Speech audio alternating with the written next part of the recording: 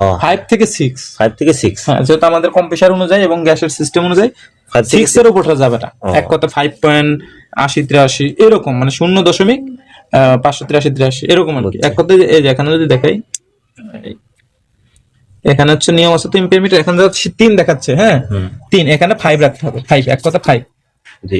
আবার এখানে হচ্ছে আরেকটা বিষয়, যদি আমার কম্প্রেসারের কারেন্ট কম খায় ওই ক্ষেত্রে এম্পিয়ার কম নিবে, তখন আমি এম্পিয়ার মিলাইতে যাই, যদি আবার আমি গ্যাস বেশি দিই তাহলে সমস্যা। এর জন্য মাপ কাজ বুঝতে হবে, আগে কাজটা বুঝতে হবে তারপরে করতে হবে। আমার হিটিংটা দেখতে হবে, একটা কম্প্রেসরে 0.5 লাগতেছে, আরেকটা 0.4 হয়ে যাচ্ছে, এইটা কোন যাচ্ছে 1 এম্পিয়ারও যাচ্ছে।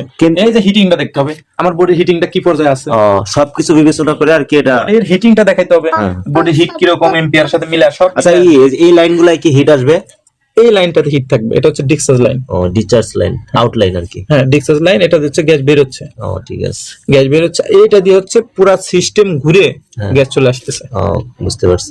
এই দেখেন স্ট্যান্ডারটা হাত দেন, কি ঠান্ডা। তার মানে এই যে আপনার এই যে ছোট যে ক্যাপিলারি, তার মানে এটা মানে কি পুরো লাইনের সিস্টেমের মধ্যে মানে কিছু একটা অংশ আর কি, বাইরে কিছু অংশ এইটুক বাইরে রাখা হয়েছে, এখানে যে কাজ করার জন্য বা যে ফিল্টারিংটা ফিল্টার ব্লক হয়ে গেলে পরিবর্তন হয়ে যায়। বুঝতে পারছি, কিন্তু এটা পুরোপূর্ণ আর কি সার্কেলের মধ্যে আছে। হ্যাঁ, পুরো সিস্টেমের মধ্যে আছে। এবং এই ক্যাপিলারি সিস্টেমটা আর এসি সিস্টেমে রেফ্রিজারেশন সিস্টেম যা আছে, এসি, চিলার, ফ্রিজ যা এটা মাস্ট থাকে, এটা থাকতেই হবে। ক্যাপিলারি ছাড়া কিছু ঠান্ডা করতে হবে না। ক্যাপিলারি না থাকলেও এক্সপানশন ভালভ আছে, না হলে অন্য সিস্টেম আছে, কিন্তু সিস্টেম এই জায়গায় কি উচ্চ চাপকে নিম্ন চাপে পরিণত করাকে রেফ্রিজারেশন সিস্টেমে বলা হয়।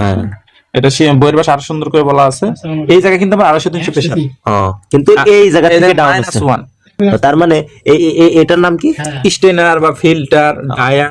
তার মানে এই ক্যাপিলারিটার এটার কাজ হচ্ছে ময়লা সেকার। ভিতরে যে এই যে গ্যাসটা আসতেছে, এই যে কন্ডেন্সার লোহা, যদি কোনো এমন ময়লা থাকে যেটা আমার এই ক্যাপিলারিতে ব্লক করতে পারে, সেই ময়লাটা আটকায় দেবে। এই যে এখানে আটকে থাকবে, এই দেখেন এটা তো কাটে দেখাইছি আমি, এই দেখেন। হ্যাঁ, এই যে এখান থেকে বোঝা যাচ্ছে, আপনারা দেখেন ভিতরে জালের মতো আছে, জালি আছে। আর এটা শুধু সেকার কাজই করতেছে না, আরেকটা কাজও করতেছে, যে লো প্রেসার। না, এটা লো প্রেসার, এটা সেকার কাজ, এটা কাজ সেকা, এটা সেকতেছে শুধু। কিন্তু এই লাইনটা এসে লো প্রেসার হচ্ছে। হ্যাঁ, এটা লো প্রেসার হচ্ছে।